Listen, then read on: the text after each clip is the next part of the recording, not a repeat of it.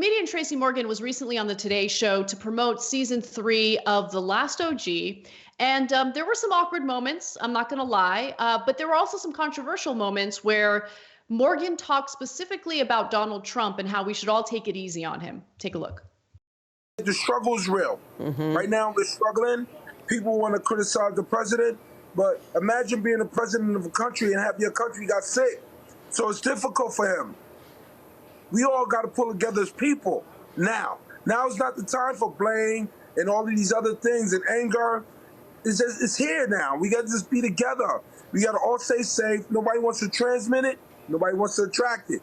Nobody wants to get it. So let's just stay safe and do the protocol that we have to do.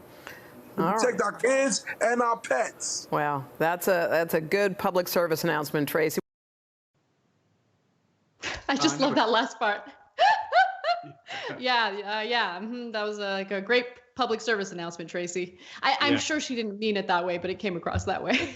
Yeah. So look, Tracy Morgan said other crazy things earlier, and those I enjoyed. People were like offended by his sex jokes. I don't care about that at all. Bless his heart. Okay. And they're like, oh, it's a morning show. I can't believe he talked about how many times he might have had sex with his wife. Who cares? Who cares? Are you kidding me? Like, good for them. Okay. And he's a comedian. He's making jokes. Okay. Now, in the case of Trump, though, he's not kidding, and he's trying to be a good guy. And I don't want to blame him like, oh, I can't believe he was so evil that he said we shouldn't blame people. No, it's like you say it out of goodness of your heart. I get that. But it's wrong. And so let me explain why. It's not so that we vent. It's not so we feel good. It's not to play politics. There's a real factual need for blame in a situation like this. It's because right now the hospitals don't have enough masks. They don't have enough ventilators. We don't have enough test kits. And if you don't point that out, and you can call it critique, you can call it blame, you can call it whatever you like, but it's going to make it harder for them to get those masks because government and government officials usually respond to critique. If you tell them, hey, you're doing a wonderful job on how many masks there are, when that isn't true because you want to get along, you're not helping anyone. In fact, you're potentially endangering people's lives. So this is not the time for kumbaya. This is the time to aggressively challenge government to do better so we can save people's lives. Yeah, you're absolutely right. I really don't have anything else to add to that because that was so perfect. But let's talk about the awkward moments where he did discuss his sex life with his wife. I got to be honest, maybe I'm a bad woman for admitting this, but I thought it was hilarious. But let's let the audience judge for themselves. Take a look. Me and my wife been quarantining here for like 3 weeks, so she's pregnant 3 times. Every week she got pregnant. Okay, so you know. So we're role playing a lot now. We're role playing. She's playing a young maiden whose grandfather was infected with coronavirus, and I'm the scientist who discovered the cure. And she'll do anything to save her grandfather's life. Okay. And I mean anything. Well, you are a creative one. You know what? Good for him. I'm glad that the spice is still alive in that marriage. Yeah, no, he's kidding around. Look, so first of all, a lot of people got mad at him. I don't know if they got mad over the Trump thing and then this compounded it, or if they like genuinely got mad at like, how dare he make these jokes in a morning show? Like, really, it's 1955, we still care? The kids might have been eating breakfast. Oh my God, who cares? Believe me, the kids are going to hear a lot worse. Anyway, so people pointed out Tracy Jordan, his character on 30 Rock, used to do role playing with his wife. So he's just extending that bit, right? And I thought it was funny. I love it every time Tracy Morgan says somebody's getting pregnant tonight. Okay, and sometimes I do get confused with me too. Don't get me wrong. Like, is he kidding or is he serious? But I saw him in another interview today with Howard Stern, and he's definitely kidding, except the Trump part. So like he was talking about how, you remember he got in the car accident and it was a truck from Walmart and he almost lost his life and other people died.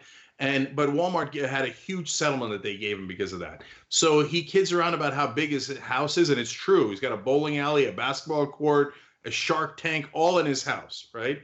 And then he was telling Howard, "Oh, I'm just going out driving around the turnpike, hoping it happens again. Saying next time I want it to be an Amazon truck." Oh my God. Obviously he's kidding. Okay, give the guy a break for a second. Yeah.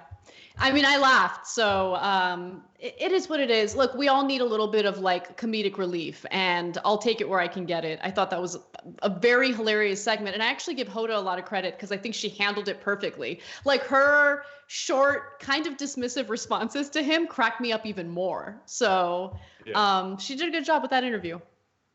You know, people at this late date, the elites at least, they're still kind of weirdly prickly. Like, ooh, oh, I do look like, what is Papa? But you know why, Cenk? By it. Yeah, go ahead. Because anything you say can and will be used against you in the court of public opinion. As you know, probably better than anyone else, segments where you and I were like just joking around and having fun with offbeat stories were totally used against you as if things you were saying were serious. You know, that they were declarations as opposed to jokes. That's the reason why people are prickly, because they're worried about their futures, their careers. Yeah, and they're so uptight. And it's because there's bad actors, including all of the national media. In a sense, they're right to be uptight. If you're ever going to try to do any good in the world, they'll tear you down. And they'll pretend that when you were joking, you were serious. If Tracy Morgan ran for office, I guarantee you somebody would say, you know, he drives around the highway looking to get killed by Amazon. He does it. He does it. Do you know how many times he impregnated his wife in 3 weeks? It's outrageous.